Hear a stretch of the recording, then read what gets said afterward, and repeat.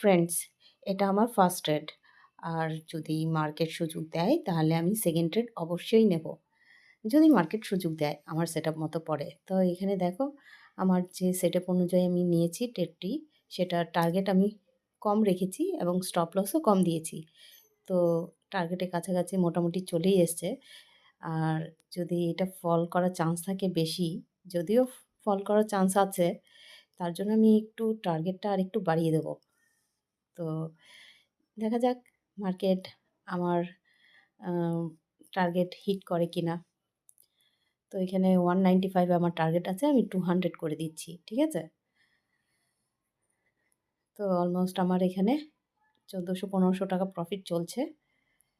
তো trailing stop লসটাও আমি এখন ট্রাই করব কাছাকাছি নিয়ে আসার। তো এখানে আমি 175 দিয়ে দিলাম। তো এটা আমার first trade, target stop loss লাগিয়ে দিয়েছি। এবার মার্কেট আমার টার্গেট দেয় কিনা দেখো।